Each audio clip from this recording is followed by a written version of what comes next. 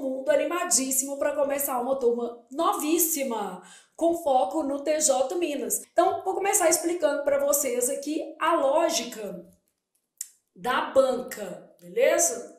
Então, vamos pegar uma folha em branco para a gente trabalhar esta linda banca MS Concursos. O que eu observei fazendo provas, tá? Então, fazendo provas da banca, muitas questões de teoria. Então, teoria gramatical, o que é letra, o que é fonema. Desculpem, conceitos relacionados, né, a aspectos gramaticais. Então, a gente vai ter que dar um pouco mais de ênfase a esses conceitos, tá? Então, o nosso curso, obviamente, ele vai ter essa ênfase nesses aspectos que são importantes. Sempre eu vou fazer o seguinte, gente. Eu vou terminar, por exemplo, eu dei fonética. Aí, na sequência, eu vou fazer uma lista de exercícios da MS Concurso de fonética. A menos que naquele assunto especificamente eu não tenha achado questões da banca em número suficiente. Igual eu falei, em algumas matérias, né, a gente tem um pouquinho mais de dificuldade de achar questões dessa banca. Mas, no geral, dá para achar. Por exemplo, de fonética eu tenho toneladas, ortografia muitas, então nenhum problema. E essa banca faz muitos concursos de prefeitura, tá? Então, muitas questões de teoria gramatical, conceitos relacionados a aspectos gramaticais, muitas questões de fonética para identificação de encontros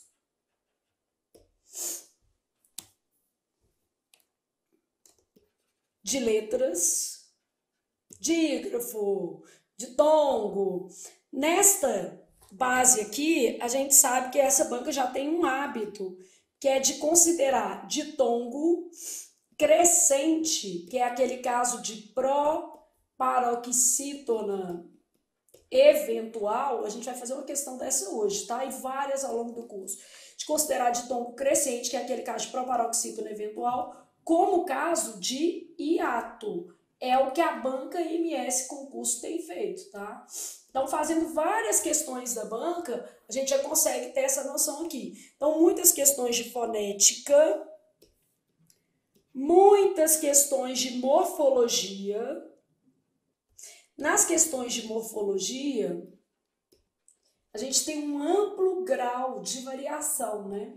Por exemplo, se você pega uma banca tipo a FCC, você tem ali notadamente questões mais frequentes de verbo e de pronome, e os assuntos que são cobrados de verbo e de pronome também são mais ou menos os mesmos. No caso da MS Concurso, não. Você tem questão ali, por exemplo, que a banca cobrou flexão de grau. Em outra prova, ela cobrou plural de composto. Em outra prova, ela cobrou identificação de classes. Então, realmente, são questões muito mais variadas, o que vai nos dar a obrigação de estudar um pouquinho mais esses conteúdos ou passar pela morfologia com um pouco mais de detalhe.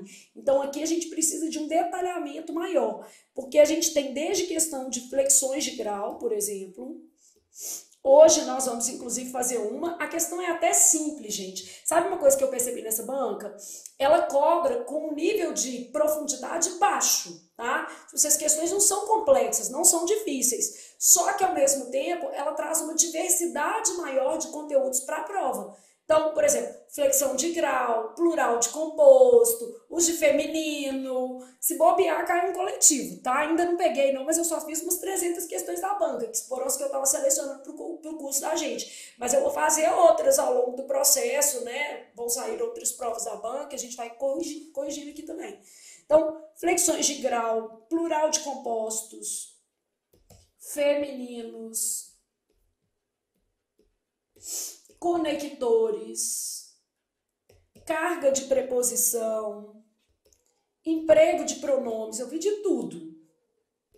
Então, bem variado mesmo, tá? Então, muitas questões também de classificação de oração, orações coordenadas. Aqui é engraçado que ela sempre usa uma tirinha. Vocês vão ver que há questões lá de tirinha, aí a gente já pressupõe que haverá cobrança de alguma coisa da base de interpretação de texto. E quando a gente vai resolver a questão, não tem nada a ver. Basicamente, a gente só tem gramática da questão. Então, muitas questões de classificação de oração, estou fazendo um top 5 aqui, tá? Para a nossa prova. E para fechar esse nosso top 5, a gente tem muitas questões de emprego de palavras, beleza? O que é essa questão de emprego de palavras? Uso de onde, aonde, por quê, parônimos gerais, né? Tipo mandado e mandato.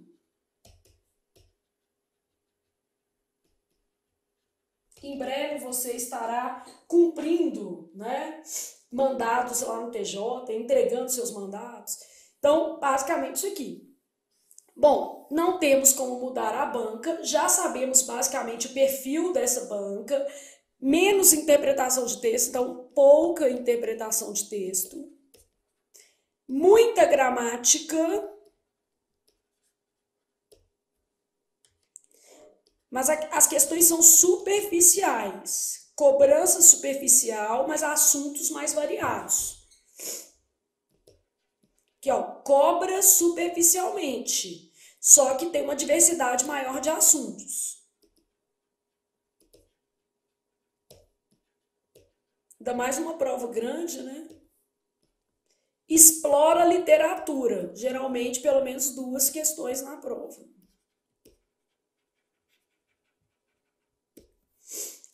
Estilos de época. Então, geralmente, isso acontece na nossa prova. Ah, Flávia, mas eu tenho outros conteúdos, tipo figuras de linguagem? Sim.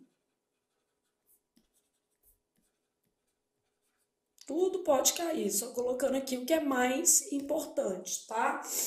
E aí, gente, a partir desse desenho, eu tenho certeza de que você irá gabaritar as 25 questões da sua prova. Por quê? Nós vamos treinar dentro do que a banca faz. Toda vez que eu terminar uma matéria, eu vou fazer questões da MS Concurso com vocês. Eventualmente, eu vou complementar com alguma outra lista ou alguma questão de outra banca, mas o nosso foco vai ser fazer questões da sua banca, para que você saia daqui realmente conhecendo a banca. Nós vamos fazer diversas provas completas ao longo do nosso curso. Aí uma prova nova faremos. Então, eu tenho certeza de que vai dar tudo certo, beleza? Então, é só estudar que as coisas vão acontecer para você. E agora, para a gente conhecer a banca, nós vamos aqui, ó. Começaremos com uma prova de 2022. Há provas de 2023, já separei, vamos fazer no nosso curso, tá? E aí peguei essa prova, que é para um cargo de nível superior, beleza? Mas não vi grande diferença entre as provas de nível médio e de nível superior desta banca, porque em alguns contextos há uma diferenciação, a depender da banca. No caso da sua banca, não percebi diferença, então quer dizer, a gente pode fazer questões tanto de nível médio quanto de nível superior, o seu concurso é de nível médio, mas nada há que desabone as questões de nível superior aí, que a gente fará ao longo do nosso curso, beleza? Então, olha o que a gente tem. Leia o texto para responder as próximas 2 questões. Como os campos? Gente, questão de interpretação de texto, vamos começar fazendo um acordo aqui. Às vezes, ela não é perfeita, ela não é maravilhosa. E não adianta, porque mesmo a questão sendo imperfeita, às vezes a banca vai, né, manter a sua palavra e não vai anular a questão por nada. Então, coloca na sua cabeça, gente. Você está procurando sempre a melhor resposta, caso esteja pedindo a correta, ou a pior resposta, caso esteja pedindo a errada. Vou começar com uma historinha que é o seguinte. Imagina que você está lá procurando um pretendente, né? E aí na sua prova são 4 alternativas, você vai lá, mirou numa mesa com 4 moços maravilhosos, ou moças, pode escolher o que você quer, mas mirou lá na mesa com 4 pessoas disponíveis, beleza? Aí, olhou para os disponíveis, ok, primeiro, a pessoa vai lá e quer o garçom que está com aliança. Não pode, filho, ele nem está sentado na mesa, ele não é disponível. Então, não sendo as alternativas da prova, já começa por aí, é impossível. Tem hora que eu brinco que marcar uma resposta que nem tem na prova. Aí eu falo, gente, não começa a complicar a vida não, é o que está no eixo das alternativas, mesmo que a prova não esteja tão bem feita. E o nosso segundo ponto é, se eu estou pedindo a correta, eu vou escolher entre as alternativas disponíveis a mais certa. Então, escolhe lá o concursado, de preferência aquele menino que passou num concurso top, né? Se eu estou escolhendo a pior alternativa, entre as alternativas, eu vou avaliar qual é a que menos condiz com o enunciado. Por que eu estou te explicando isso? Porque às vezes uma questão de texto, gente, ela não é maravilhosa, mas a gente lê o texto ali e fala assim, beleza, isso aqui é impossível. Então é pior. Isso aqui está totalmente adequado para o texto. Então é a melhor. E assim a gente consegue gabaritar as provas da MS Concursos, beleza? Então vamos nos ater a esse primeiro texto. Leia o texto da Marina Colassante. Esse texto é até um texto bem infantil, na minha opinião, para a prova, né? Eu prefiro provas que vão cobrar lá um texto mais compatível com a idade, mas enfim. Preparavam-se aqueles jovens estudiosos para a vida adulta, acompanhando um sábio e ouvindo seus ensinamentos. Então, eu tenho jovens se preparando para a vida adulta, acompanhando um sábio e ouvindo o quê? Os ensinamentos. Marquem os pontos mais importantes do texto. Esses pontos, gente, que são pontos de sentido, eles são dados normalmente por substantivos. Então, se você tiver os substantivos do texto, você com certeza conseguirá compreender o seu sentido básico e fazer ali uma boa análise. Porém, como fizesse cada dia mais frio com o adiantar-se do outono, deles se aproximaram e perguntaram. Então, por conta do frio, eles perguntaram ao sábio, né? O que eles perguntaram para o sábio? Senhor, como devemos vestir-nos? Vistam-se como os campos, respondeu o sábio. Os jovens então subiram a uma colina e durante dias olharam para os campos. Depois dirigiram-se à cidade, onde compraram tecidos de muitas cores e fios de muitas fibras. Então foram lá, né, fizeram uma compra enorme com tudo quanto é pano que eles acharam lá.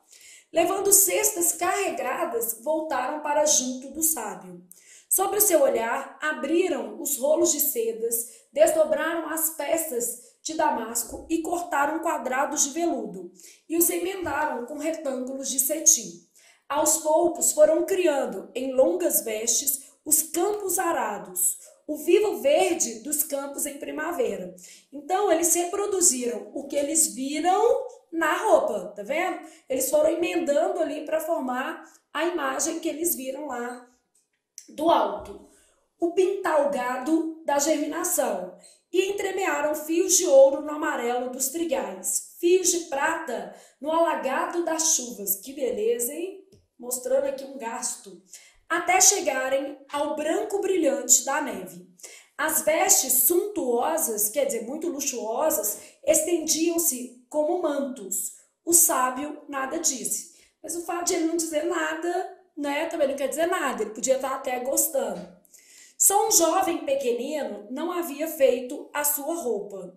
Esperava que o algodão estivesse em flor para colhê-lo. E quando teve os tufos, os fiou. E quando teve os fios, os teceu. Então, esse daqui aguardou instruções da própria natureza. Lembrando que o sábio falou assim, ó, vista-se como os campos. Então, na verdade, observando os campos, ele percebeu o que o campo dava em cada momento ali. Depois, vestiu sua roupa branca e foi para o campo trabalhar. Arou e plantou. Muitas e muitas vezes sujou-se de terra e manchou-se do sumo das frutas e da seiva das plantas. A roupa já não era branca, embora ele a lavasse no regato. Plantou e colheu. Então, arou e plantou, plantou e colheu.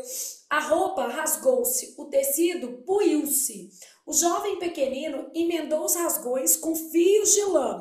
Costurou os remendos onde o pano cedia.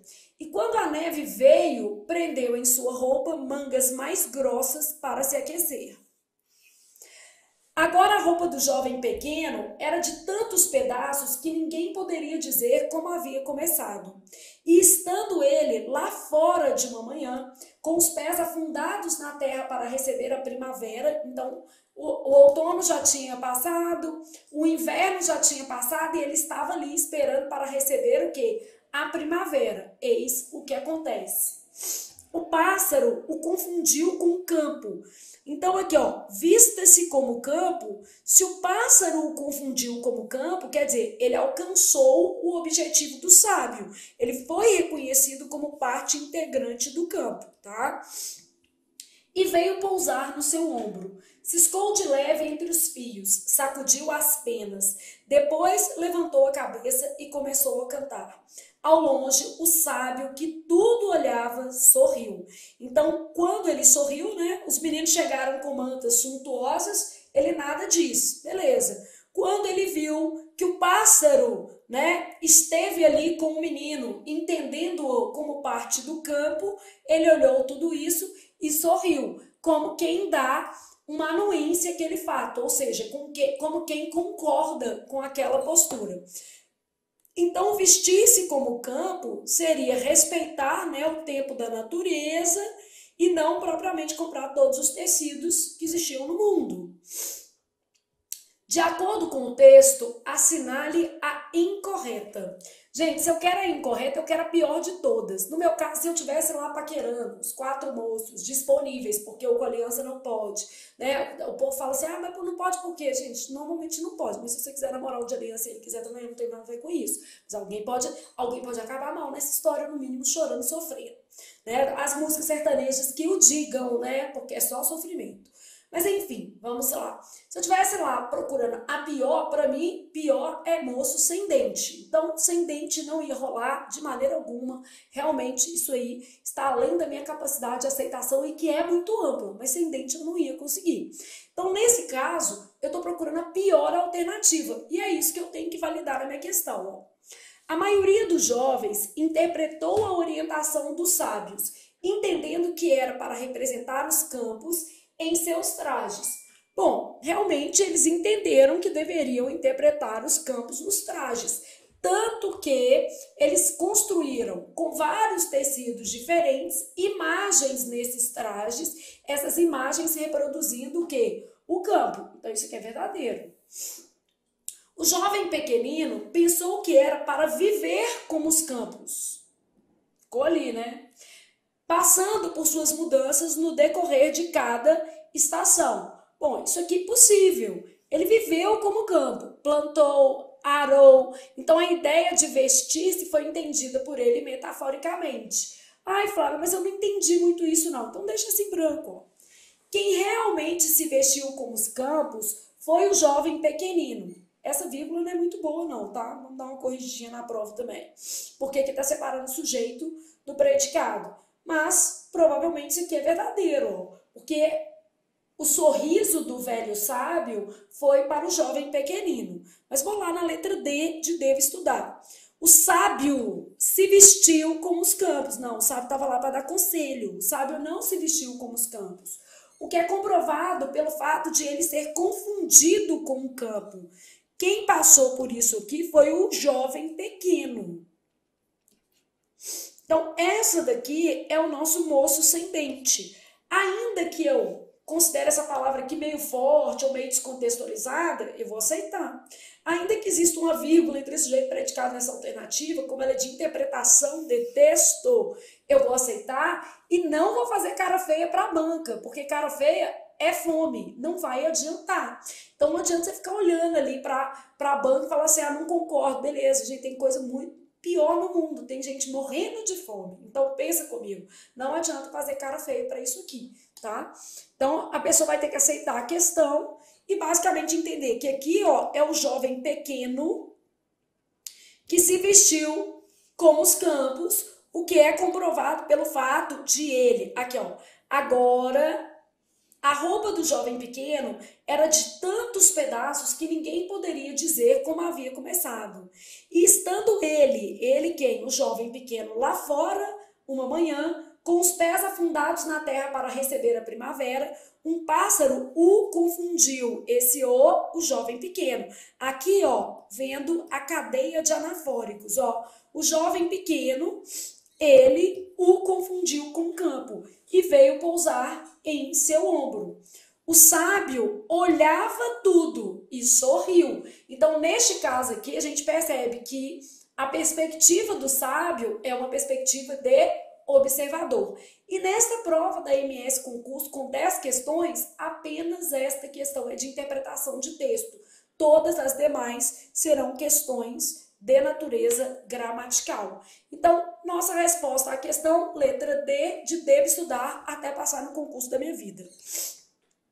Depois, eu tenho o seguinte: referindo-se a encontros vocálicos, as palavras do texto estudiosos, sábio, estudiosos, frio, poucos, são respectivamente. Quando eu comecei a fazer a questão, olha como é que eu fiz. Sábio. Por quê? Se tem acento no vizinho, eu deixo o final juntinho. E eu sei que isso aqui é uma paroxítona terminada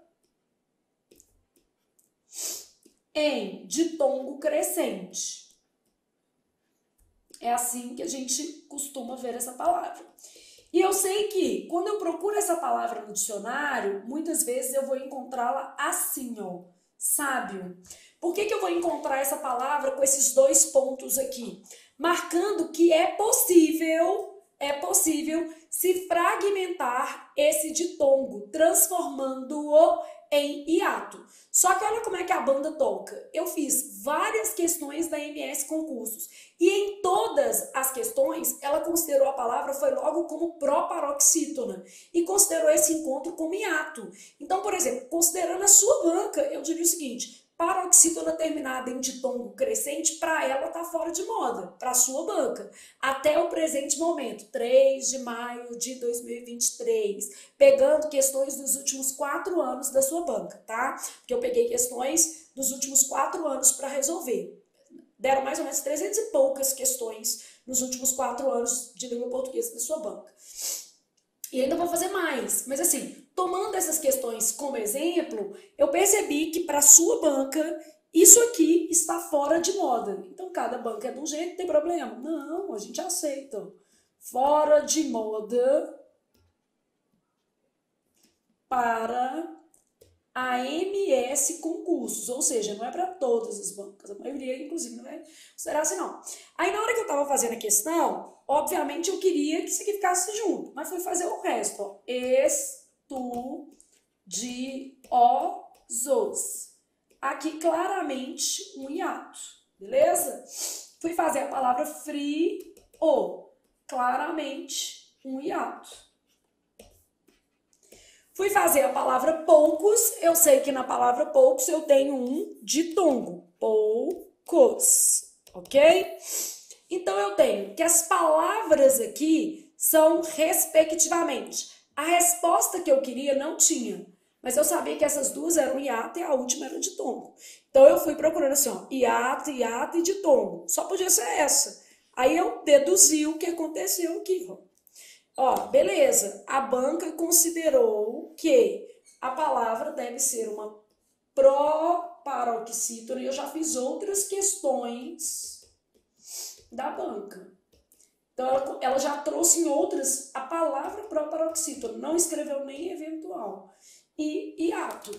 Bom, então eu já sei o seguinte, que para esta banca é comum a gente ter que as proparoxítonas eventuais são tratadas apenas como proparoxítonas e que o seu encontro vocálico é descrito como hiato. Então, nós já estamos no primeiro dia de aula da nossa banca, dando uma dica super preciosa a se considerarem as provas dos últimos 4 anos, porque a banca vai mudar de perfil, né? E aí eu não quero ser feia de falar coisa com vocês que não pode acontecer.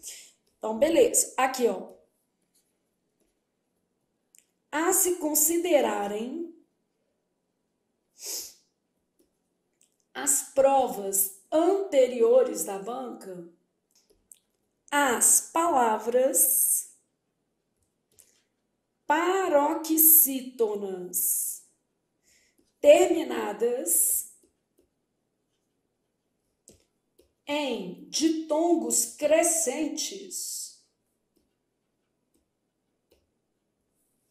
são consideradas como proparoxítonas. E aí a banca não usa muito a palavra eventual. Isso acontece, gente, é uma proparoxítona eventual. Então, são consideradas como proparoxítonas E o encontro vocálico é tomado como hiato mesmo. Então, beleza. Eu já sei como é que essa banca vai trabalhar. Ah, Flávia, me dá exemplos. Ela vai trabalhar a palavra silêncio, por exemplo, já vi uma prova que tinha essa palavra, e ela vai considerar que a palavra silêncio é uma proparoxítona e que esse encontro aqui é um hiato. Ela vai trabalhar a palavra grêmio, ela vai trabalhar mesma coisa. Ah, ela vai trabalhar a palavra horário dessa forma. Ela vai trabalhar a palavra sábio, que está aqui nessa prova, dessa forma. Então, a se considerarem as provas anteriores, as palavras paroxítonas terminadas em ditongos crescentes são consideradas como proparoxítonas pela banca e o encontro vocálico é tomado como hiato. Pronto, gente, sem sofrimento, a gente está aqui para estudar a realidade da banca.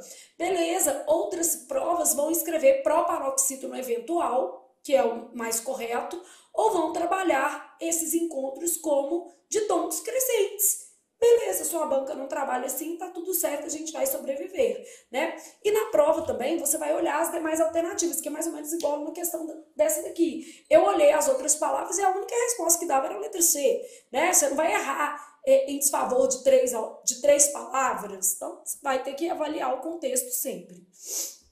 Então aqui, ó, eu avaliei esses encontros que eu tinha certeza, né? Falei assim, beleza, esse daqui é até igual, ó. Sabia que eram dois hiatos. Esse daqui eu tinha certeza que era um ditongo, esse aqui eu também tinha certeza que era um ditongo crescente, mas eu sabia que isso aqui poderia ser uma proparoxítona eventual. Então eu já tinha uma noção que essa regra poderia ser modificada, que a palavra poderia estar no dicionário dessa maneira aqui. Bom, dito isso, nós vamos para a nossa próxima questão e nós já estamos tipo apaixonados pela MS Concurso. Primeiro, porque a gente sabe que dá para gabaritar. É uma prova gabaritável. Isso é bom, gente. Isso é ponto positivo para você, porque se você estudar, vai dar certo, vai dar bom. Então, é uma prova gabaritável. Segundo, as especificidades que ela traz em determinados conjuntos teóricos são totalmente razoáveis, ou seja, há embasamento para essas especificidades, porque o problema é quando a banca inventa um trem que ninguém nunca ouviu falar. Então não tem isso na sua banca. É uma banca mais superficial e com algumas pequenas especificidades que o seu curso vai dar conta delas com o pé nas costas. Pode ficar tranquilo. Então, depois a gente tem o seguinte. Temos uma tirinha, e aí você já sabe que a sua banca adora colocar tirinha. Só que toda vez que ela bota uma tirinha, ela quer que você classifique a oração ou olha o acento, ou seja, não interpreta a tirinha. Bom, olhei a tira. Mesmo com a liberação, aqui não tem verbo, né? Isso aqui é uma expressão adverbial concessiva, né? Um adjunto adverbial concessivo. Vou continuar usando máscara. Vou continuar usando, isso é uma locução verbal com 3 verbos, ó. Locução verbal, essa locução toda equivale a usarei, ó. Mesmo com a liberação, usarei máscara. Vou continuar usando, quer dizer, usarei máscara. Beleza? Atualmente, isso aqui é uma vírgula. O desenho é meio borrado, mas é uma vírgula. Atualmente tem muita hipocrisia no ar. Bom, atualmente ele fez outra oração. Essas orações estão separadas por vírgulas. Aqui a gente tem um coloquialismo, né? Tem muita hipocrisia. Esse tem é um traço de oralidade, é informal isso aqui, né? Teria que ser para formalizar, há muita hipocrisia. Vamos lembrar o que acontece aqui, porque a gente está aqui para revisar, né? O verbo ter não pode ser usado com valor existencial. Então, são orações separadas por vírgulas. O verbo ter é um traço de oralidade ali, né? Ele pode ser substituído pela forma haver. Então, o verbo ter não pode ser usado com valor existencial. Eu poderia trocar por há muita hipocrisia no ar. são verbos que constituem uma locução verbal, vou continuar usando, logo eu tenho um período composto por duas orações independentes entre si. Se essas orações são independentes, a gente já sabe que a relação é de coordenação. Se elas estão separadas apenas por vírgula, eu já sei que é uma coordenação assindética. O que é uma coordenação assindética? Com ou sem conector, gente? Uma coordenação assindética é uma coordenação sem conector. Então, no quadro temos duas orações coordenadas assindéticas, verdadeiro. Assindéticas porque sem conector. Elas estão separadas apenas por vírgulas. Então, já sei que a minha resposta é a letra A, de amo estudar português. Um período simples, uma oração absoluta. É o sonho de toda mulher, né, gente? Ser única no período. A gente não quer ser nem única para sempre. A gente só quer ser única no período. Nosso sonho é ser uma oração absoluta. Reinar sozinha em um dado período de tempo. No caso aqui, o que seria um período simples? Apenas uma oração.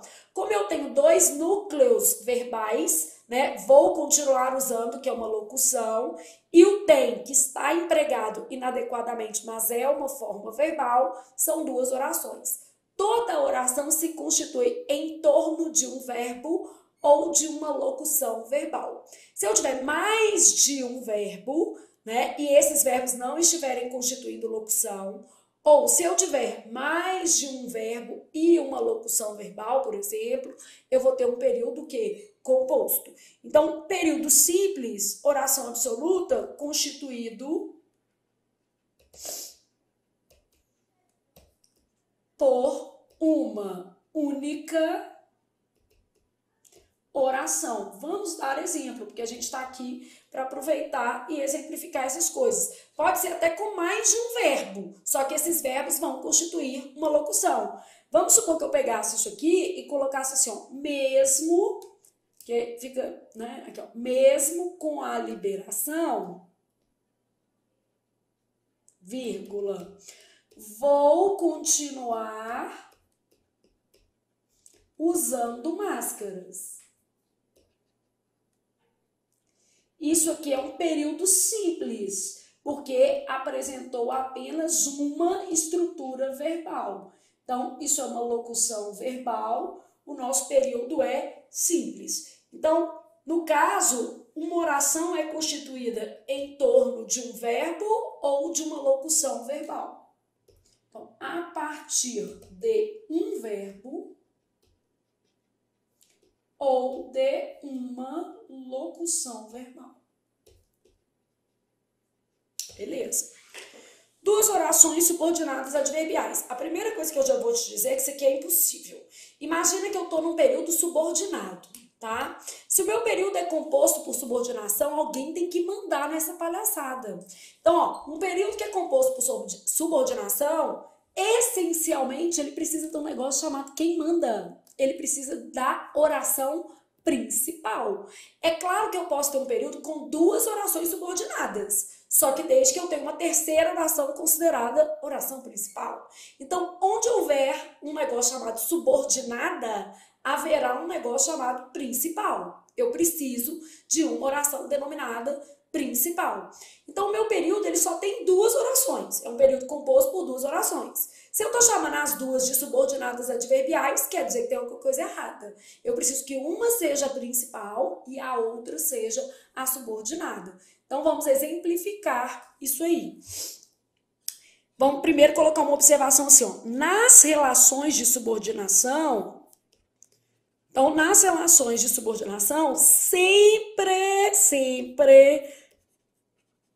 haverá uma oração denominada principal. Se eu tenho a subordinada, eu tenho a principal, beleza? Então, duas orações subordinadas adverbiais, eu tenho que fazer um período com no mínimo 3 orações. Eu tenho que fazer assim, ó. Vamos supor que eu tivesse assim, ó. Mesmo que, eu coloquei um que, ó. Mesmo que haja um verbo, a liberação das máscaras. Mesmo que haja liberação das máscaras, eu as usarei quando eu quiser. Beleza. Olha o que eu tenho aqui, ó, na minha estrutura. Mesmo que haja um verbo aqui, a liberação das máscaras, isso aqui é uma oração subordinada adverbial concessiva. Eu as usarei, no meu caso aqui é o que eu estou chamando de oração o quê? Principal, é a que não apresenta conector. Quando eu quiser, eu coloquei uma outra ao verbo dela, cada uma com seu verbo, oração subordinada adverbial, nesse caso, uma oração adverbial temporal. Então, mesmo que haja liberação das máscaras, eu as usarei quando eu, o que, gente? Bem entender. Para eu ter duas subordinadas, eu preciso ter uma principal. Ah, Flávia, mas não tem que ser uma principal para cada subordinada? Não, não foi isso que a gente falou. A gente falou assim, que quando houver uma oração subordinada, uma relação de subordinação, haverá uma principal. Eu posso ter uma para cada? Posso, mas eu posso ter uma principal para um monte de subordinada? Também pode.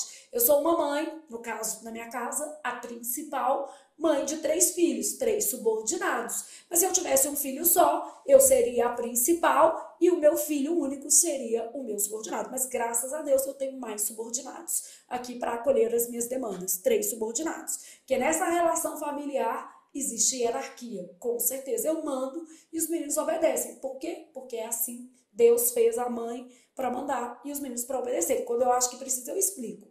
Ah, isso, por isso, por isso. Quando eu acho que já passou da conta, Tatá, por exemplo, que é o menor, quando eu acho que ele começa a perguntar demais, eu falo, Tatá, acabou, é a hierarquia que manda, tá? Acabou, não vai, pronto, ou vai, pronto. Senão fica 2 horas rendendo o assunto, né? Bom, orações coordenadas sindéticas. O que são orações coordenadas sindéticas? São aquelas que apresentam o quê? Conector. Então, eu vou colocar um período em que as duas são sindéticas. Ó, ora estudava com videoaulas, tudo junto, sem hífen. Ora lia materiais de apoio. As coisas se complementam. Então, ora estudava com videoaulas, ora lia materiais de apoio. Então, no caso aqui, as duas orações são independentes, portanto, elas são coordenadas, e sindéticas porque são introduzidas por conector. Coordenadas são sempre orações independentes. E sindéticas são as orações introduzidas com conector. Eu costumo brincar e falar assim, ó, relação de coordenação é casamento, porque o ideal é que não exista dependência. Cada um tem o seu dinheiro, cada um tem a sua vida e ninguém depende de ninguém. É uma relação de coordenação. E relação de pai e filho é uma relação de subordinação. Pai e mãe mandam e o filho acata. Então, é uma relação de subordinação. Só para você gravar aí um pouquinho. Dito isso, nós já podemos passar para a nossa próxima questão. E toda vez que nós estivermos aqui fazendo questões, né, nosso objetivo vai ser revisar, gente. O nível de detalhamento é importante, porque você vai aprendendo e fixando aquelas matérias, né? Quanto à flexão de grau do adjetivo, aí o menino olhou para isso e falou assim, não, pelo amor de Deus, não é possível que a minha prova vai cobrar grau. Pois é.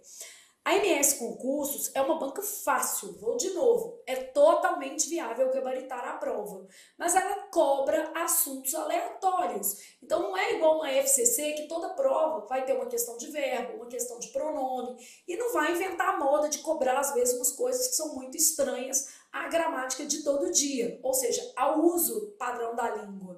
Já a MS Concursos vai cobrar. Não tem problema, porque ao longo do nosso curso nós vamos estudar todos esses conteúdos. Então, quanto à flexão de grau do adjetivo, relacione a coluna 1 com a coluna 2 e marque a alternativa correta. Antes, tá? Esquece isso aqui, eu vou fazer um quadrinho para vocês. Adjetivo, que é a nossa base ali. Adjetivo, eu tenho comparativo. Comparativo pode ser de igualdade. Vou colocar primeiro de superioridade, tá? De superioridade. E aqui eu vou até colocar um asterisco, porque se fosse uma banca mais difícil, ó, eu ia trazer uma observação bem legal que tem nessa lógica de superioridade. De superioridade, de igualdade ou de inferioridade. Toda vez que for superioridade, a gente vai ter a lógica de mais, um adjetivo qualquer, que ou do que. Esse do que está aparecendo aqui antes do que é facultativo. Então, ele é mais bonito do que o irmão ou ele é mais bonito que o irmão. Esse asterisco, ele aparece aqui porque em algumas situações a gente tem formas sintéticas. Maior, menor, pior e melhor. Essas formas são de superioridade. Esse é um ponto que a banca poderia ter cobrado, que não é tão fácil. Porque quando eu coloco lá, por exemplo, assim, ela é menor do que eu, né? Minha irmã é menor do que eu. Mentira, mas enfim. Minha irmã é menor do que eu. Quando eu coloco menor, a gente já pensa assim, inferioridade. Só que menor quer dizer mais pequeno. Então, isso é um comparativo de superioridade. Essas formas sintéticas, maior, menor, pior e melhor, são formas de superioridade. Especialmente o menor e o pior, vocês têm que ficar muito atentos, porque a gente tende a achar por conta do sentido que é o que, gente? Inferioridade. Então, se eu falar que ela é menor que eu, isso quer dizer que ela me supera quando o concurso for quem é menor, beleza? Se eu falar que ela é pior que eu em português, se o concurso é quem é pior em português, ela é ganhadora. Então, pior quer dizer mais ruim. Menor quer dizer mais pequeno. Então, essas palavras trazem mais dentro delas. São formas sintéticas, beleza? De superioridade. Como são formas sintéticas de superioridade, ali está implícita a noção do mais, ok? Então, isso aqui chamando a sua atenção, não foi cobrado nessa prova, mas poderia cair, né? Bom, comparativo de igualdade. O que eu vou ter? Tão, tal, qual, igual a, como, igual a. Então, aqui eu tenho conectores que trazem a ideia de igualdade. E aqui sempre vai aparecer menos. Quer ver uma coisa que você pode anotar que de repente vai facilitar a sua vida? Toda vez que for inferioridade, o menos estará escrito. O mais, ele pode não vir escrito, já que o menos não tem essa prerrogativa. Porque as formas sintéticas são formas de superioridade. Então, esse menos que você está vendo aqui, ó, ele vai vir escrito eterno e amém. Então, para ser inferioridade, precisa ter menos escrito. Então, precisa ter menos escrito em caso de inferioridade. É o tanto de coisa que a gente aprende fazendo uma pequena prova. E aí, eu venho aqui para baixo e vou trabalhar superlativo. O superlativo, ele tem uma noção de intensidade. Existem dois tipos de superlativo. Superlativo absoluto, que não depende de ninguém. Esse superlativo absoluto, ele se divide em analítico e sintético.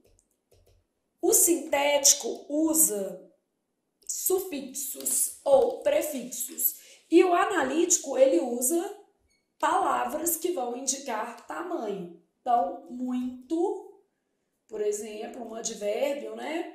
Então, o analítico, deixa eu colocar assim para ficar melhor. ele vai ter o advérbio mais o adjetivo. Tipo, casa muito bonita, muito bela, belíssima, beleza? Então, um intensificador vai ter um advérbio, são duas palavras. E no sintético, a gente vai ter acréscimo de afixo, prefixo, sufixo. Normalmente, isso aqui, ó. Íssimo, ílimo, érrimo. Então, no sintético, acréscimo de afixos. O que são afixos? Prefixos e sufixos. Bom, e eu também tenho um superlativo relativo de inferioridade. Inferioridade vai aparecer o menos, e de superioridade, que vai aparecer o mais. Então, aqui vai ter o menos e aqui vai ter o mais. Bom, então eu já sei como é que é a flexão de grau do adjetivo. É esse esquema. Agora, fazer a questão é mais tranquilo, porque eu já conheço a matéria. Então, tô lá observando. Aquele aluno é mais adjetivo, desatento, mais, desculpem, o intensificador, o adjetivo que eu tô precisando e a comparação, ó, que ou do que. Então, olha o que eu tenho. Grau comparativo. Ah, por que eu sei que é comparativo? Por causa desse elemento. Grau comparativo de superioridade. Então, 1 é grau comparativo de superioridade. Este é um piloto velocíssimo. A gente já sabe que isso aqui vai ser um grau, como intensifica, superlativo, absoluto, porque não tem o mais, a menos, absoluto sintético. Por que ele é sintético? Porque houve uso de sufixo. Então, é um grau superlativo absoluto sintético. Este é um piloto muito veloz. Eu usei um advérbio mais um adjetivo. Quando eu uso um advérbio mais um adjetivo, eu tenho grau superlativo absoluto analítico. Ah, por que apareceu analítico? Porque eu tenho advérbio mais adjetivo. Aquele aluno é menos desatento, menos, ó, é um intensificador de inferioridade, né? Vou colocar elemento de inferioridade. Que no mais a gente pode colocar inferioridade para não confundir. Vou colocar a superioridade aqui. Menos desatento, que é o nosso adjetivo, e isso aqui que é o nosso elemento de comparação. Como eu achei esse do que, eu tenho grau comparativo, né? Aí de inferioridade, que o menos está escrito. Grau comparativo de inferioridade. Beleza, agora a gente já consegue fazer. Vou olhar lá o que é o meu A. Grau comparativo de igualdade. Vai ser esse tão quanto aqui, ó. Vai ser o 5. Então, grau comparativo de igualdade. A, 5. Grau comparativo de superioridade. B. Superioridade vai aparecer aqui, ó. 1. Desculpem. Inferioridade vai estar aqui, ó, 4.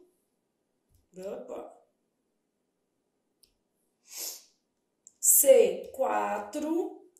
Absoluto sintético, 2. E absoluto analítico, 3. É 3. Então, estou procurando um A5, B1, C4, D2 e E3. São várias questões na MS Concurso são de ligar os pontos.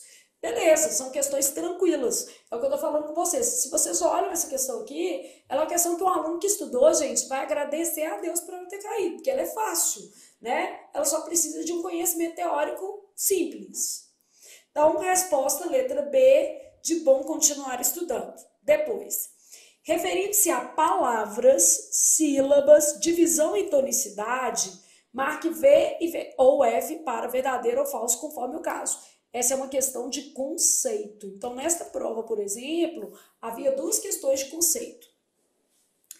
Sílaba é um fonema ou um grupo de fonemas emitidos num só impulso da voz. Impulso expiratório.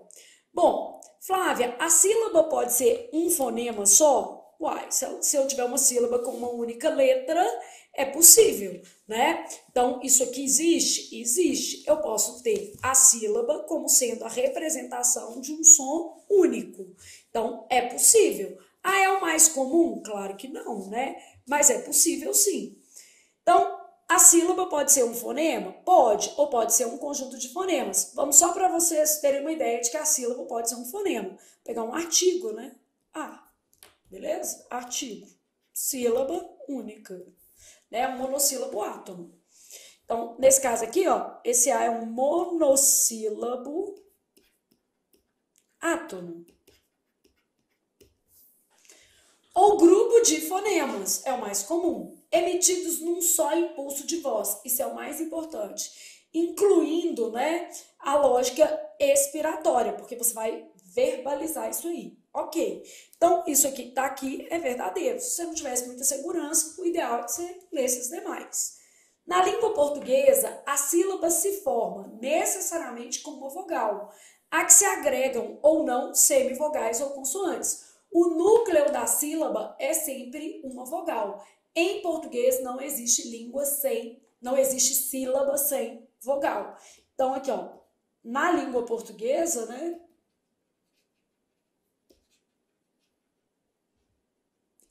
Não há sílaba sem vogal. Então, na língua portuguesa, não há sílaba sem vogal, de modo que isso aqui é verdadeiro. A divisão silábica faz-se pela silabação. Então, quando eu penso, a divisão silábica se faz pela silabação. Isto é, pronunciando as palavras por sílabas. Na escrita, separam-se as sílabas por meio de hífen. É verdade. Então, eu estou lá fazendo a divisão de uma palavra. Tungstênio. Se fosse para qualquer outra banca, eu ia deixar esse final aqui junto, mas só a banca eu vou ter que fazer assim. Tungstênio. A gente já sabe que a sua banca considera isso aqui uma proparoxítona, um hiato. Isso aqui fica tudo junto porque não existe sílaba sem vogal. Então, a divisão silábica se faz pela silabação, em que as sílabas são pronunciadas. E na escrita, essa silabação é marcada por hífen, tanto que quando a gente faz a translineação muda de linha, coloca hífen. Na escrita, não se separam letras representativas da mesma sílaba. Até aqui é verdade, se está na mesma sílaba, não pode ficar separado. Não se separam letras que representam ditongos, verdade. Tritongos, verdade. Hiatos, mentira. Hiatos são duas vogais em sílabas, o quê? Separadas. Então, os hiatos apresentam vogais em sílabas separadas. Então, esse finalzinho aqui não estava certo, não, né? Então, vamos pegar a própria palavra hiato de exemplo. Então, esse daqui, falso. Esse aqui, verdadeiro. Então, hiato são duas vogais em sílabas separadas, beleza? Bom, de modo que a nossa sequência vai ser a letra A. De amanhã vou estudar conceitos de sílaba, fonema, grafema, morfema, porque eu posso ter uma questão com um embasamento um pouco mais conceitual e será necessário que eu domine, por exemplo, qual que é a diferença de fonema para grafema, né? Fonema é uma perspectiva sonora e grafema é uma perspectiva gráfica. Então, é a representação gráfica dos fonemas. E aí, a gente vai trabalhando isso aqui também ao longo do curso. Só para você já ir conhecendo a sua banca, dando a ela uma identidade. Nessa prova com 10 questões, a gente tem 2 de conceito, tá? Bom, aí uma bem simples de aplicação direta das regras. Marque a alternativa incorreta.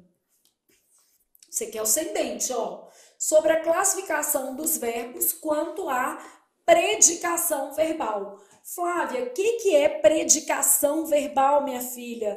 Predicação verbal, fazendo um resuminho bem simples, tá?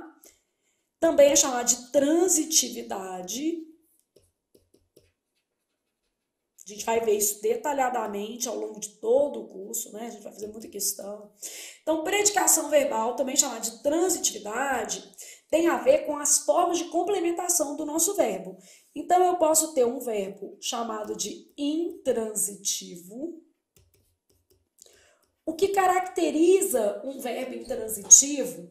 Flávia, eu posso falar que todo verbo intransitivo tem um sentido completo? Isso não é uma boa, não. Por quê? Existem alguns verbos que a gente chama de intransitivos adverbiados. Eles precisam de um adjunto adverbial para completar o sentido. Então, a melhor classificação para a gente falar que um verbo é intransitivo é que ele exprime uma ação, ele não é de ligação, mas ele não apresenta objeto direto e nem apresenta objeto indireto. Então, é a falta desses termos que faz com que um verbo seja intransitivo. Então, aqui, ó, intransitivo. Não apresenta OD, não apresenta OI. Então, é um verbo intransitivo. Verbo transitivo direto apresenta objeto direto.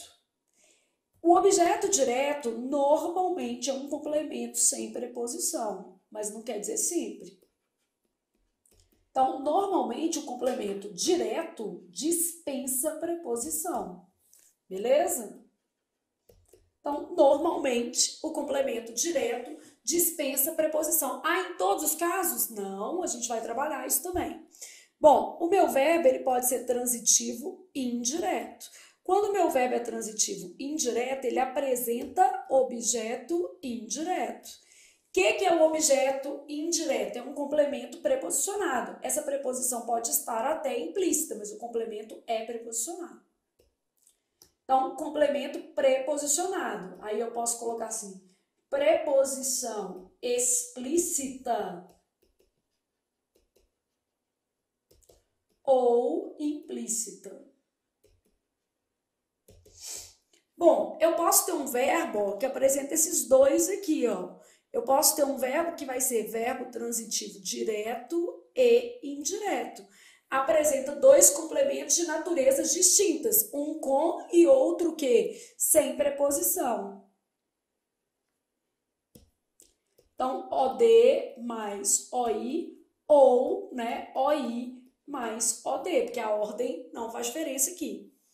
E eu posso ter um verbo de ligação. O verbo de ligação ele tem alguns requisitos. Existe uma listinha dos verbos que normalmente são de ligação. Então, o verbo de ligação ele não exprime ação. Então, não pode ser um verbo que exprima ação, beleza? A gente costuma dizer o seguinte, esse verbo tem que estar numa lista, que eu vou já forçar aqui com vocês, e ele vai ter que apresentar um predicativo do sujeito. Flávia, mas tem verbo fora da lista, não tem? Tem, gente, mas a lista é muito segura para você trabalhar para uma prova de concurso público. Então, se você souber esses 10, pode ter certeza de que vai dar certo. Então, assim, a lista, ela vai te ajudar. Existem outros? Sim. Então, vamos começar por aqui. Existem verbos fora da lista? Sim. Eles são importantes para a sua prova? Não. O que a gente vai estudar aqui vai ser suficiente para a sua prova. Pode ter certeza disso, tá? E aí depois você vai falar, olha, não, beleza, isso aqui... É porque cada estudo tem um objetivo, né? Você está estudando, por exemplo, uma reflexão sobre a língua, é um negócio. Aqui você está estudando com foco numa prova. Então, a gente conhecendo a sua banca, vai dar tudo certo. A gente vai estudando a banca para poder te dar o máximo de segurança de que aquele conhecimento ali vai ser o suficiente, tá? Porque não dá para estudar tudo, né? Então, aqui, ó, a gente tem ser, estar, que você já vai começando a pegar esses verbos. Continuar. Sempre isso aqui, ó. Verbo de ligação não exprime, tá? Então, ser, estar, permanecer, ficar. Continuar, parecer, tornar-se, viver, andar, virar no sentido de estar. São os principais verbos aí quando a gente avalia a lógica de verbo de ligação. Nosso top 10, tá? Isso aqui costuma ser mais do que o suficiente. Vou deixar aí de vocês falar assim, existem outros. Sim, o verbo pode ser eventualmente empregado como verbo de ligação. Bom, o que eu quero que você saia daqui hoje sabendo neste esqueminha? Que depois a gente vai ver até uma questão de conceito que é bem legal. A transitividade de um verbo, ou a predicação de um verbo, ela varia em função do contexto. Então não é assim, este verbo nasceu intransitivo, vai morrer intransitivo. Não. Ele tem ali uma inclinação para intransitivo, mas ocasionalmente eu posso usá-lo de outro modo e vice-versa. Então a transitividade, ela pode ser alterada em função do contexto. Então o contexto, ele tem impactos aqui na transitividade. E aí a gente vai colocar isso. Então, a predicação verbal depende do contexto. Beleza? Então, quando a gente pensa na predicação verbal, ela depende do contexto.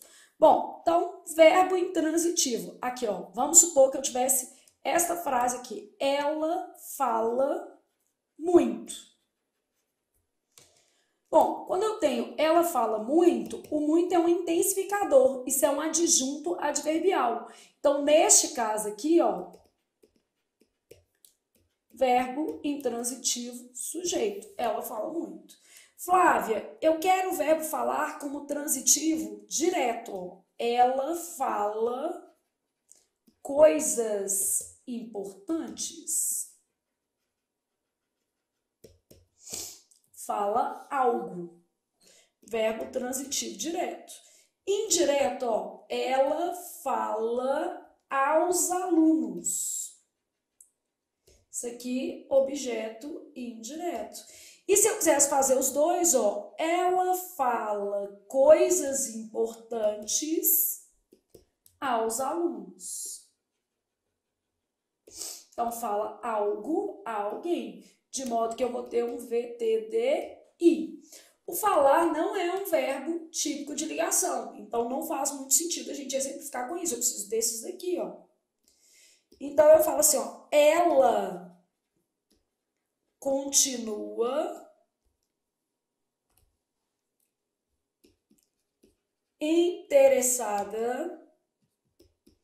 Então, ela continua interessada no tema. Vou ter um verbo de ligação, beleza? Aqui fazendo uma análise ainda superficial. Gente, o nosso curso é completíssimo. Vai do básico ao avançado. Eu passo por todos os pontos da matéria detalhadamente. A única diferença, vamos dizer assim, de um curso, por exemplo, tipo o Total, o Gold, é que o enfoque que a gente vai dar aqui no curso é a questões da MS Concurso. Então, o Gold, ele tá ali com enfoque com bancas variadas e o Total também. No caso do preparação para o seu concurso especificamente, né? Como a banca é a MS Concurso, a gente vai trabalhar questões prioritariamente dessa banca. Tipo assim, 90% das questões serão dessa banca. Eventualmente eu dou algumas listas complementares com outros organizadores, até porque isso é importante. Eu falo que assim, é bom a gente trabalhar entre 80% e 90% da banca e fazer um pouco de questões de outras bancas. Por quê? Se a banca mudar o perfil, né, gente, a gente não fica refém da banca também, porque a banca pode mudar o seu perfil. Mas, para quem está começando agora, é possível compreender todos os conteúdos a partir deste curso? Sim. Nossa próxima aula, por exemplo, será uma aula de fonética. Então, eu vou explicar o que é fonema, aí depois eu vou explicar o que é dígrafo, o que é ditongo, o que é tritongo, ou seja, todos os pontos essenciais aí da teoria. E vamos fazer questões da MS Concurso. Se fosse num Total ou num Gold, nós faríamos listas de bancas variadas. Essa é basicamente a diferença, tá? Então, não é necessário ter uma base complementar e nem ter uma base prévia para fazer o curso de teoria, mas correção de provas com foco no MS Concurso. Agora, se você está aí do outro lado e vai fazer apenas o curso de correção de provas, porque a gente tem os dois, né? Eu estou pressupondo que você já tenha um domínio teórico. Então, no curso de correção de provas, o objetivo do aluno é reconhecer os pontos, né, vamos dizer assim, específicos trabalhados pela banca. É fazer um mapeamento da prova. Então, nesse caso aí, a gente também vai ter esse curso. Você tem as duas opções, tá? Então, eu tenho um curso que é de teoria e questões e tem um curso que é só de questões. Tem os dois, são dois cursos diferentes, ok?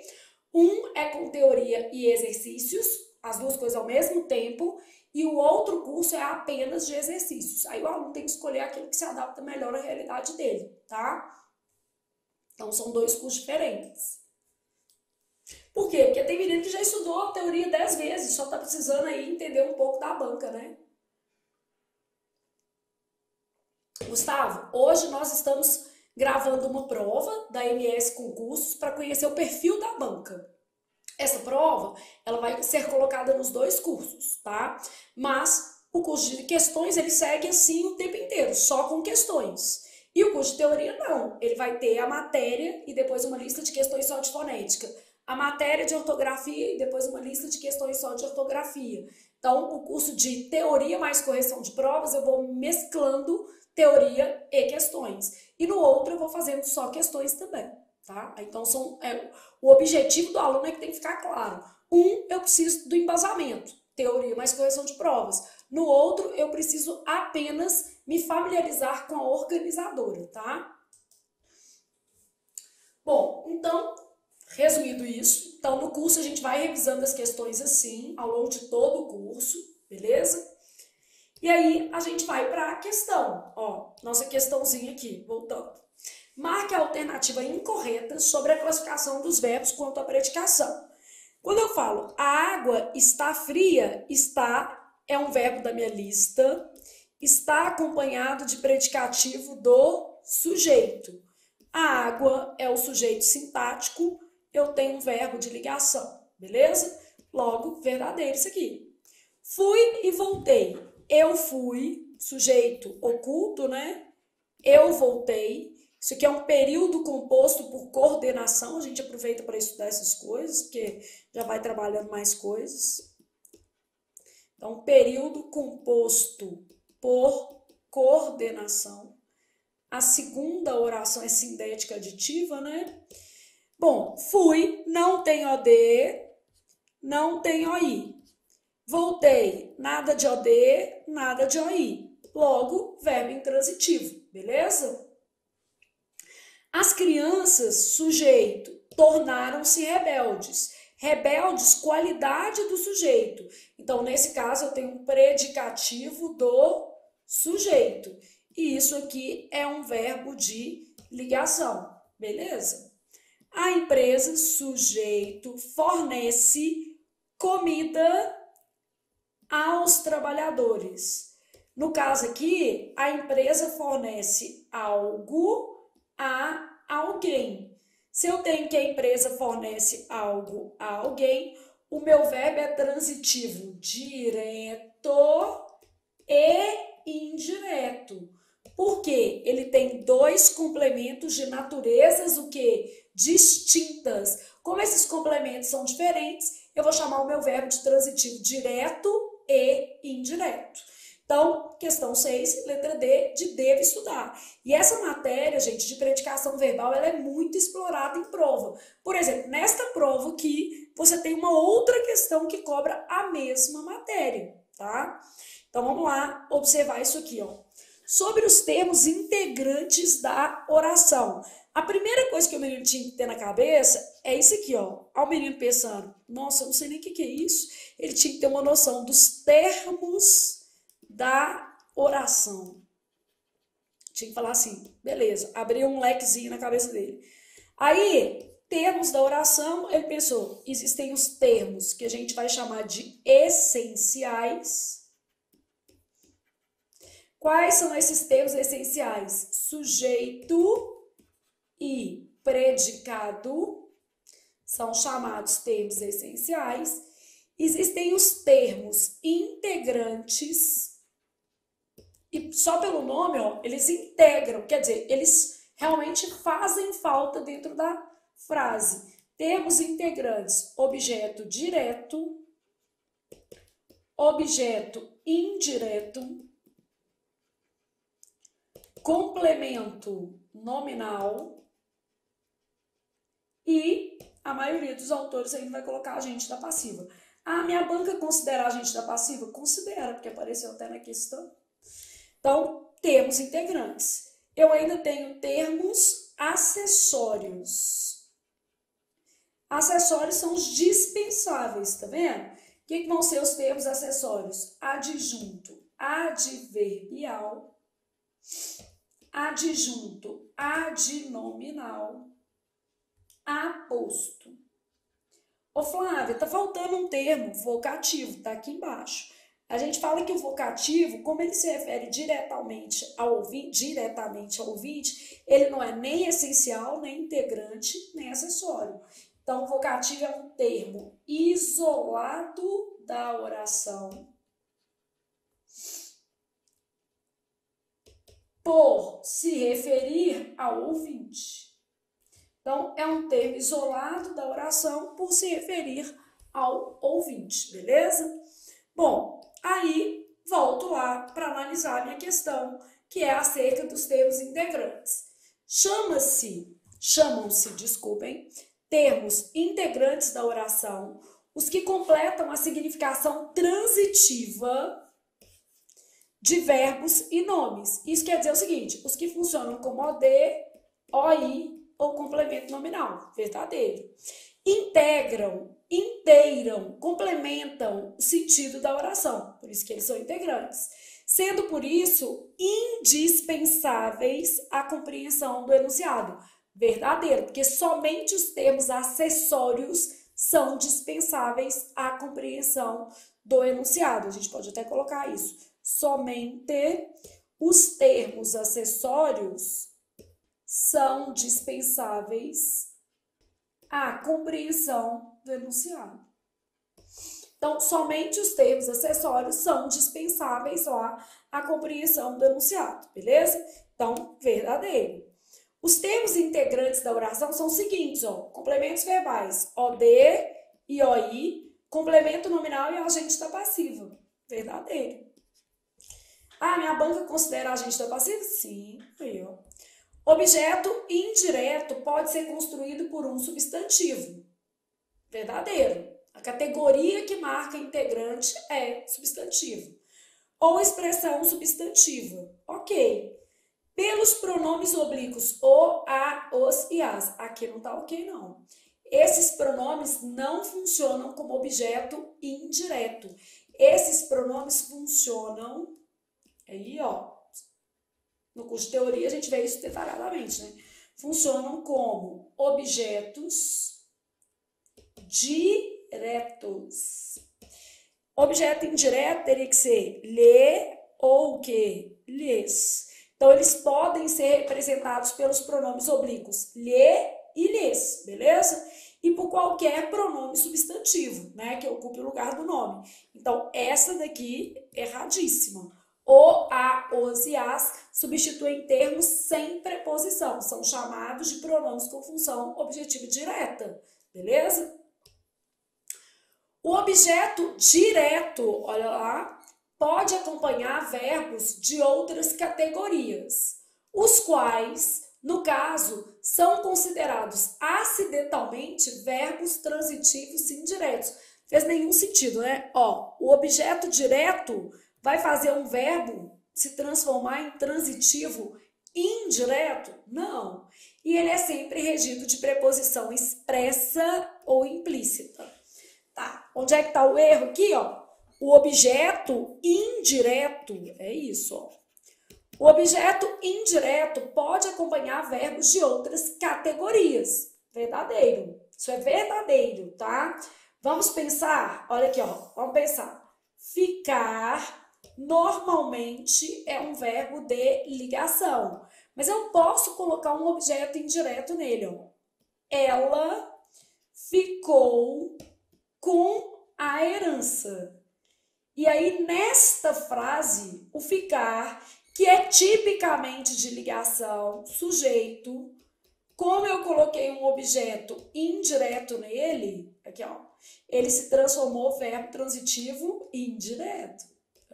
Aí eu colocando tá aqui. Então, o verbo pode ocasionalmente mudar de transitividade? Pode. Vou pegar um outro, tá? O verbo chegar normalmente é intransitivo. Mas se eu colocar assim, ó, chegar, verbo intransitivo. Ela chegou a uma conclusão. Então, quem chega, chega a. Ela chegou a uma conclusão. Verbo transitivo indireto, porque eu acresci à frase um objeto indireto. E aqui o sujeito. Então, olha como é que eu corrijo esse item. O objeto indireto pode acompanhar verbos de outras categorias. Peguei um de ligação e peguei um intransitivo. Os quais, no caso, serão considerados acidentalmente transitivos indiretos. Aqui, ó. Se eu modifiquei a estrutura da frase, é verdade. Ele quem? O objeto indireto. É sempre regido de preposição expressa ou implícita. Desculpem, errado essa daqui por causa desse pedacinho aqui. Aqui que tá o erro, tá? Só nesse pedacinho. Isso tudo que tá falando pode acontecer, só que ele misturou dois tipos, né? Beleza? Bom, então errada. Aí vou para a próxima, que é bem legal. Há casos em que o objeto direto, isto é, o complemento dos verbos transitivos diretos, vem precedido de preposição. É verdadeiro isso. Existe um negócio que chama objeto direto preposicionado. Só que ele ainda explica no detalhe, ó. Geralmente é a preposição a, verdadeiro também. Isso ocorre principalmente quando o objeto direto é um pronome pessoal oblíquo tônico, porque os pronomes tônicos, eles são obrigatoriamente preposicionados. Amava a mim. Vai ter que ter a preposição, né? Mesmo quem ama, ama alguém. Odiava a ti. Quem odeia, odeia alguém. Odiava a ti. Então, principalmente quando for um pronome pessoal tônico, porque o pronome pessoal tônico exige preposição. Então, isso é verdadeiro. Ou quando o objeto for o pronome relativo quem. Não é verdadeiro de novo. Quando o pronome é o quem, a preposição é obrigatória. Aqui, ó, a mulher a quem amava, quem ama, ama alguém, ó. O objeto é esse aqui, ó. A quem amava era especial. Não dá para tirar esse A, ó, por causa da eufonia. A mulher quem amava era especial. Então, ele citou os dois principais casos. Quais são esses dois principais casos? Quando você tem um pronome pessoal tônico funcionando como objeto indireto, e isso acontece porque os pronomes pessoais tônicos são preposicionados, quer na função direta ou indireta, e no caso aqui, se ele estiver funcionando como direto, vai ter preposição do mesmo jeito. Ou quando eu tiver o pronome quem, e nesse caso também a preposição virá antes do quem. Bom, aí, olhando o que eu tenho aqui, ó, o último é verdadeiro, esse aqui é falso, a gente já sabe que a resposta vai ser essa. Mas vamos lá, verdadeiro, verdadeiro, errado por causa desses pronomes, vamos marcar aqui o pedacinho que está errado. Os pronomes adequados seriam lhe e lhes, e no caso aqui, errado, porque o objeto indireto faz com que o verbo se torne transitivo indireto, beleza? Então, e a última, verdadeira, e até a última é quase que uma revisão dos casos de objeto direto preposicionado, que é isso que acontece mesmo. Então, uma questão extremamente conceitual, coisa que é atípica em outras organizadoras, uma VUNESP, uma FCC, um SEBRASP, normalmente não trabalha dessa forma, mas rapidamente nós vamos pegar a linguagem da sua banca e vai dar tudo certo. Rapidamente a gente vai conseguir trabalhar mostrando esses conceitos. E, gente, pelo que eu percebi, há poucas questões mal formuladas na sua prova, embora a banca seja pequena, porque às vezes verifica muito naquele... É uma banca bem justa, ela só tem conteúdos muito variados, tá? Sua dificuldade está na quantidade de matéria e não no tipo de questão. Relacione as colunas referentes a figuras de linguagem e marque a alternativa correta. Por exemplo, a sua banca cobra as figuras de linguagem bem detalhadas. Tipo assim, uns nomes que ninguém tem o hábito de cobrar, que eu vou ter que complementar umas 10 figuras na minha aula padrão de figuras de linguagem, que geralmente eu abordo 30, para vocês eu vou abordar 40. Por quê? Porque, infelizmente, ela coloca muita figura na prova. Por exemplo, eu nunca trabalhei essa figura aqui, ó, em aula, reticência. Tudo bem, eu sei o que é essa, também provavelmente não erraria a questão por causa disso, mas é uma figura que eu não costumo trabalhar. E a banca vai lá, reticência, tá? Mas não é só essa não, ela coloca umas bem com os nomes mais exóticos, tá? Cinerese. Então, relacione as colunas referentes a figuras de linguagem e marque a alternativa correta. Hipérbole, exagero. Personificação, também chamado de prosopopeia, perdeu o acento com a reforma, né? Consiste em dar vida a seres o quê? Inanimados. Então, atribuição de características humanas a seres inanimados. Então, atribuição de características humanas a seres inanimados. Reticência é uma figura que sugere continuidade, prolongamento do raciocínio.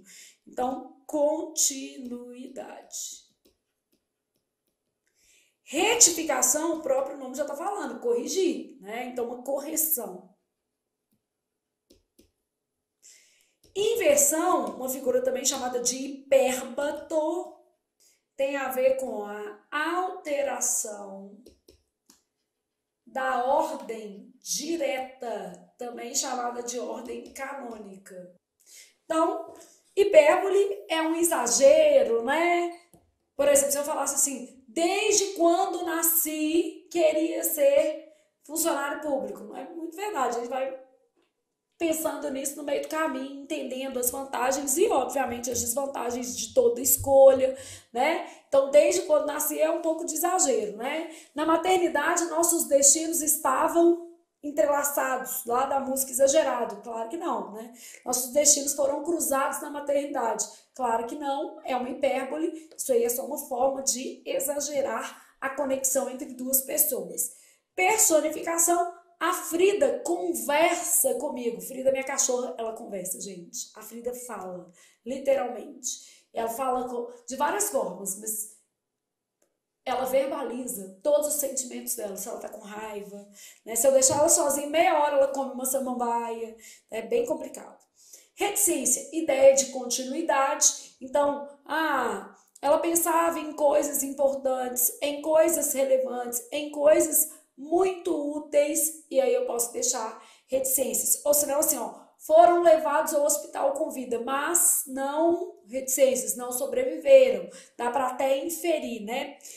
Lê o livro todo, ou melhor, as páginas indicadas pelo professor. Quando eu falo ou melhor, eu retifiquei, né? Inversão, quando eu troco a ordem da frase. No Brasil, vírgula, existem poucos leitores. Então, existem o nosso verbo, poucos leitores, o nosso sujeito que foi lá para o fim da frase, e no Brasil, o nosso adjunto adverbial topicalizado, começando o período. Então, aqui algumas figuras de linguagem, as quais foram cobradas aí na questão. Eu tenho lá assim, ó, é a figura pela qual fazemos os seres inanimados ou irracionais agirem e sentirem como pessoas humanas. É um precioso recurso da expressão poética. Por meio dessa figura, também chamada de prosopopeia, empresta-se vida e ação a seres inanimados. Então, a gente já sabe que isso aqui, ó, B1. Baseia-se em alterar a ordem natural dos termos ou orações com o fim de dar-lhes destaque, que é essa ideia do tópico, tá? Então, isso aqui é o E2, que é alterar a ordem direta ou a ordem canônica. consiste em suspender o pensamento, deixando meio velado. Reticências. 3. Como a palavra diz, consiste em retificar uma informação anterior. Corrigir. Retificação. Então, 4. E aqui, 5, então, obviamente. É uma afirmação exagerada. É uma deformação da verdade que visa um efeito expressivo. Por que é uma deformação da verdade? Porque não pode ser verdade. Quando eu falo assim, nossos destinos foram cruzados na maternidade, não existe isso, né? Então, basicamente, a gente tem que pensar que é uma deformação da realidade. Falar 1000 vezes a mesma coisa. Dependendo do caso, a gente até fala, né? Eu falo 1000 vezes para o meu marido lavar vasilha e ele nunca lava. Esse que é o problema. Então, falar 1000 vezes a mesma coisa é um exagero. É uma deformação da realidade. Só que dependendo do caso, é quase verdade, né? Bom, então, beleza. Já sabemos o que procuramos. Nós procuramos a seguinte sequência. 5, 1, 3, 4, 2. Então, vamos lá. 5, 1, 3, 4, 2. Uma questão que cobrou figuras de linguagem em nível conceitual. As bancas, de uma maneira geral, preferem te dar uma frase e perguntar qual é a figura, ou associar a frase à figura. Não, aqui o conceito à figura. É mais fácil, tá, gente? É mais fácil. Sobre as expressões aonde e onde, assinale o item em correto ou incorreto. Aonde você vai, aqui é uma coisa que tem a ver com a regência, né, gente? Aqui, ó, eu tenho o seguinte, CVC ir. Isso aqui já usando um mnemônico para vocês. O que é esse CVC ir? Chegar, voltar, comparecer, ir e retornar.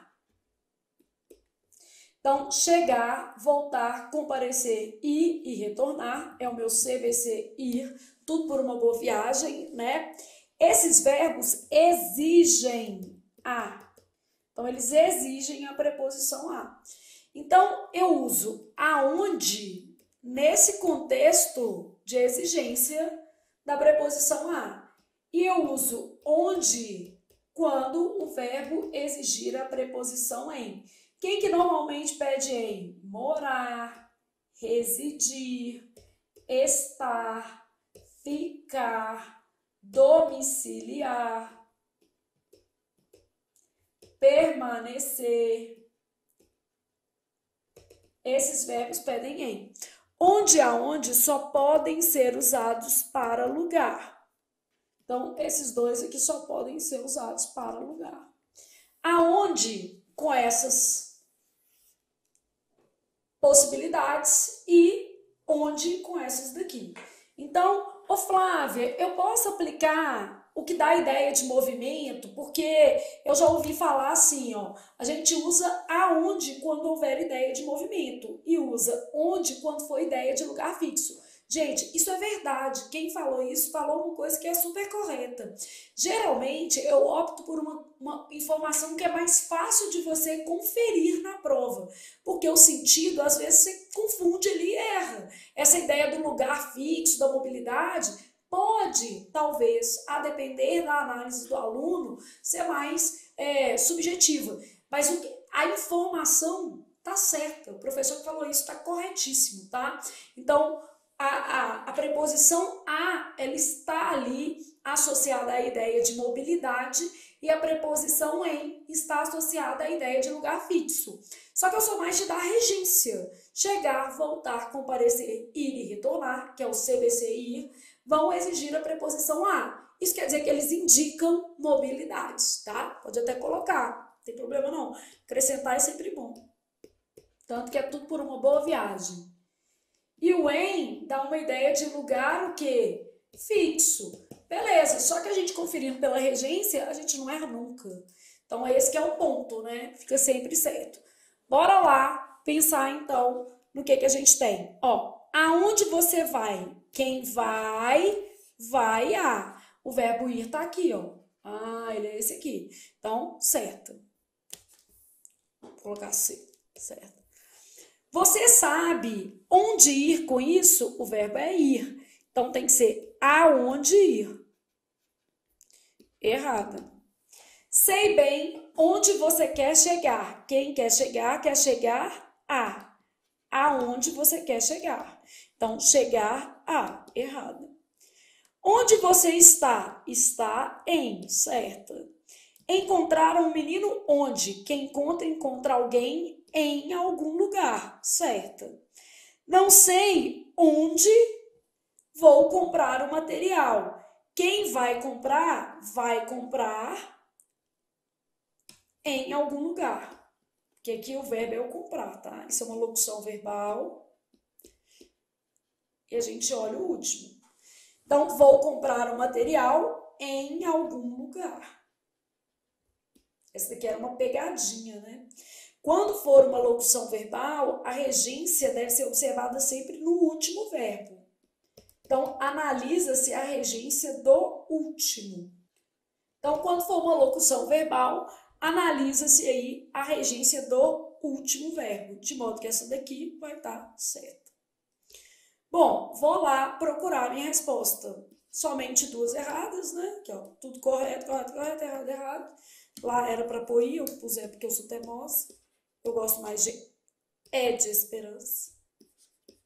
E a nossa resposta vai ser de Deus ajuda menino que senta e estuda um pouquinho. Por quê? Porque Deus está ocupado com a guerra, né, gente? Guerra na Ucrânia, gente passando fome, muita coisa para Deus preocupar.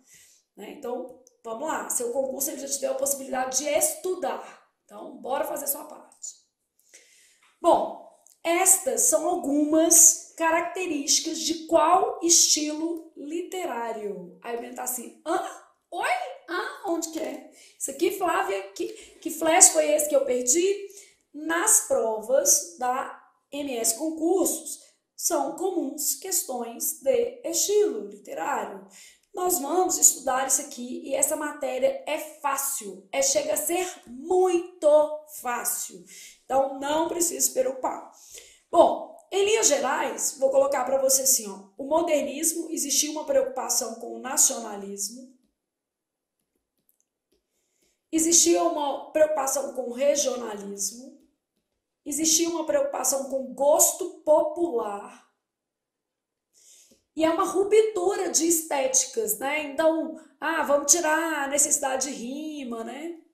Rupturas com outros padrões estéticos, maior flexibilidade, antropofagia, pega alguma coisa de outra cultura, vai e remodela. Então, existem os elementos aqui.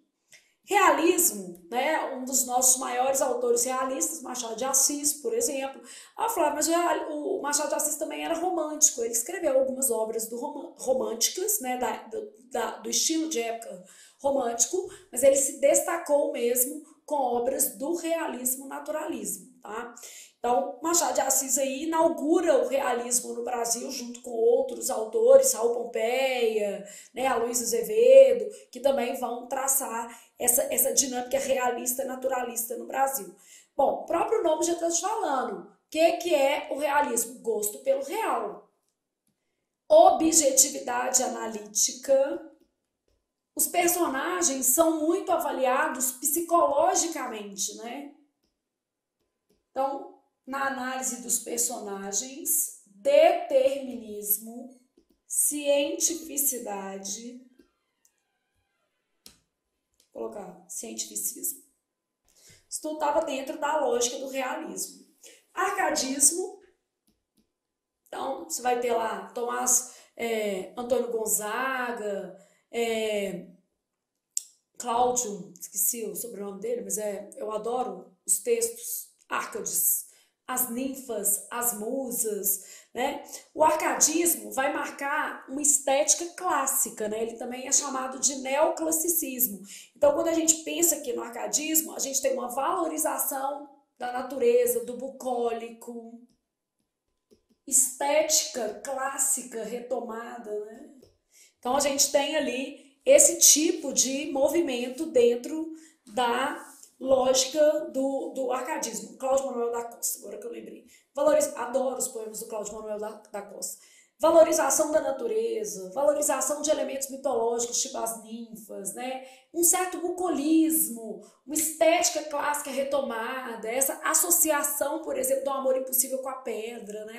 Ó pedra dura e enternecida, isso é um poema do Cláudio Manuel da Costa. O simbolismo, o próprio nome já fala, né? O simbolismo, ele aparece ali, gente, antes do pré-modernismo e depois do realismo naturalismo. Imagina que a gente está cheio de realidade, né? Tipo assim, o que é cheio de realidade? As personagens agora estão aparecendo com todo tipo como é que eu posso dizer? Todo tipo de angústia que é próprio do ser humano, com todos os defeitos que são próprios dos seres humanos. E esses defeitos estão ali caracterizando esses personagens, estão permeando a narrativa. E aí, de repente, a gente percebe o seguinte, gente, é tão real, é tão real, é tão real que incomoda. E aí, a gente busca outras estéticas que são menos afetas aí ao real. Nascem aí algumas estéticas como o simbolismo, aí a gente tem outros movimentos ali que vão trazer, vamos dizer assim, essa desconexão, essa descontinuidade com a realidade, né? Cubismo, dadaísmo, e surgem vários movimentos posteriores aí à estética realista e à estética naturalista. Esses movimentos não duram muito, mas eles são importantes. No caso aqui, um dos nossos autores mais expressivos do simbolismo é o Cruz de Souza, especialmente com o livro Broquéis, que é uma obra muito boa, vale a pena ler, tá? Então, só para vocês terem uma ideia. Aí eu tenho lá assim, constante aproximação entre a música e a poesia. Utilização de recursos literários, como a literação, assonância, onomatopeia. Oposição ao racionalismo, materialismo, cientificismo, porque esse movimento ele surge logo depois dessa estética aqui, ó. Então é uma oposição a isso. Então, oposição ao racionalismo, ao materialismo, ao cientificismo. Fantasia e mistério. A realidade tem hora que ela dói, né, gente? Misticismo, religiosidade e sublimação. A gente fala muito em poesia nefelibata. O que é uma poesia nefelibata? De ascensão às nuvens, literalmente. É aquela que você se desconecta da realidade, né? Uma poesia que ela trabalha ali o seu aspecto de elevação, de sublimação mesmo. Ampla valorização da espiritualidade humana. Mas não é a mesma coisa de uma poesia que valoriza Deus no sentido de um Deus único. Aqui a gente tem a lógica de todo o misticismo trabalhado dentro do texto. Não é uma poesia barroca, que, por exemplo, tinha na figura de Deus, especialmente considerando um Deus de uma igreja católica, por exemplo, né, o cristão, como sendo o eixo ali da temática, né? Pequei, Senhor, e hei de ter pecado, porque quanto maior o meu pecado, maior a graça de vos ter me perdoado, que é o Gregório de Matos lá, tendo o seu acordo com Deus ali e justificando as suas falhas perante a grandeza de Deus. Então isso aí tá lá no barroco. Nesse caso aqui não. No simbólico a gente mistura outros elementos de religiosidade e espiritualidade, mas não o mesmo recurso que se via no barroco, né? Valorização do inconsciente e do consciente humano, né? Essa transição entre o real e o imaginário o tempo todo, rompendo com as barreiras impostas pela realidade, universo onírico, que é dos sonhos, transcendental, produção de obras de artes baseadas na intuição, descartando a lógica e a razão, linguagem fluida e musical, criação de obras de arte valorizando a intuição e descartando, então, essa perspectiva que é mais racional. Bom, isso aqui é o nosso simbolismo, as características já estão aqui em cima, né? Acho que tudo. Gente, teoria de literatura é gostoso e ainda tem uma outra coisa, é fácil. Então, para a prova, pode ter certeza, não dá para você confundir um estilo com outro, é muito diferente, né? Ah, Flávia, mas, por exemplo, regionalismo tem no romantismo e no modernismo também. Só que o regionalismo do romantismo pega uma Índia e faz uma Índia maravilhosa, sem defeito e quase que assim, como é que eu posso dizer, elevada à última potência, rica. E O modernismo já vai trazer uma outra lógica, por exemplo, da situação dos indígenas, que é quase que uma lógica de denúncia social. Ah, mas Flávia, a gente pode pensar em Macunaíma também? Sim, que aí vai trazer outras abordagens também para essa questão regional e para essa questão da identidade nacional. Não é uma identidade romântica, é uma identidade real. Ah, mas então é igual ao realismo? Não, não é igual ao realismo. Porque na estética realista, a gente tem pouca abordagem regional, mas tem também. Então, nós vamos estudar em detalhes todas as obras, né, todos os estilos de época, e caindo na sua prova, eu tenho certeza de que essa não será uma questão que você vai errar. Isso daí você vai amar, você vai adorar essa parte da matéria. E até bom, porque eu gosto muito dessa parte da matéria, a gente tem pouca oportunidade para trabalhar aspectos literários com vocês e às vezes para indicar bons livros. Os livros indicados ao longo do nosso curso são para você ler depois da sua nomeação, que a nomeação vai acontecer. Por enquanto, o negócio é fazer muitas questões da MS concurso mesmo, e aí ter um foco, vamos dizer assim, no seu certame. Gente, é temporário, né? O esforço é temporário, o benefício é permanente. Então, é pensar nisso mesmo. Disciplina não tem a ver com fazer o que você quer a hora que você quer. Disciplina é fazer o que você precisa na hora que você tem que fazer. Lógico, né? Então, estamos aqui, todos nós, disciplinados, dispostos a conquistar o próprio sonho. Hoje uma pessoa me mandou uma mensagem de manhã e eu respondi, eu acho que eu fui até um pouco grossa, mas vou contextualizar para vocês, porque eu acho que a resposta é muito importante, né? A pessoa me mandou uma mensagem assim, eu fiz uma coisa que eu queria muito e tal, aí a pessoa me mandou uns parabéns, falou assim, parabéns, desejo que você conquiste cada vez mais coisas. Aí eu respondi para a pessoa, assim, porque é uma pessoa que às vezes ela não conquista as coisas e tá sempre ali com aquele ar de, a vida não me ajuda, nada acontece para mim. Aí eu falei, não vou responder hoje. E essa resposta vale para você. Eu escrevi para ela assim, a realização pessoal não é a realização de um sonho, é a realização de um projeto. Então, realização pessoal, gente, não tem nada a ver com realização de sonho. Tem a ver com projeto, tem a ver com propósito, tem a ver com acordar cedo, dar duro. As coisas não acontecem por acaso. Felicidade é construção. Realização pessoal é construção. Então, construa a sua felicidade. Construa a sua nomeação. Porque ela não cai no colo. É simples assim. E aí, quando às vezes a pessoa vem te dar os parabéns por uma coisa, né, que você conquistou, um grande feito, que foi o caso, beleza, mas eu não vou entrar no mérito do que foi, mas enfim. Às vezes a ideia dela é de que foi quase uma coisa que caiu no meu colo. E não é. Muitas vezes houve ali todo um para trás-mente, usando uma palavra bem exótica, todo um para trás-mente que foi ignorado, porque quem está vendo ali vamos dizer assim, o êxito. Então, nós estamos começando o nosso curso. O êxito virá para você, desde que exista um esforço progresso. Então, esse esforço vai acontecer, vai dar certo, entendeu? Fiquei pensando nisso. E às vezes é necessário a gente mostrar para as pessoas que, às vezes, o resultado não é uma fatalidade, é resultado mesmo. É precedido de muito esforço, de muita dedicação, de muita abdicação, porque às vezes para realizar um grande projeto a gente precisa abrir mão de algumas coisas. E eu não estou falando não viver, que eu sou totalmente contra isso, mas eventualmente, gente, por exemplo, literatura é uma coisa que eu amo, mas muitas vezes eu abro mão de ler um livro de literatura porque eu preciso corrigir redação e tá tudo certo, faz parte da minha vida, eu sou adulta, eu sei lidar com essas frustrações, né? Eu sei que às vezes não dá para fazer tudo que eu gostaria e muitas vezes eu preciso me dedicar ao que eu preciso, né? É natural que seja assim.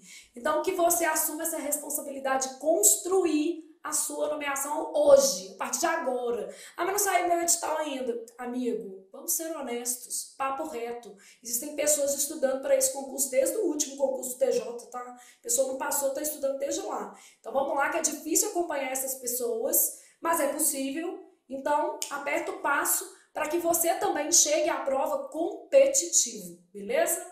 Beijão, voltamos, vamos gravando ao longo, né, dos próximos dias as aulas do TJ, colocando aí para vocês com foco na MS Concursos e muito provavelmente para a sua banca eu vou voltar ao vivo terça-feira. Sempre que eu puder eu vou tentar manter o ao vivo na terça. Eu vou falar, mas hoje é quarta. É porque essa semana, segunda, foi feriado, mas a gente prefere manter na terça.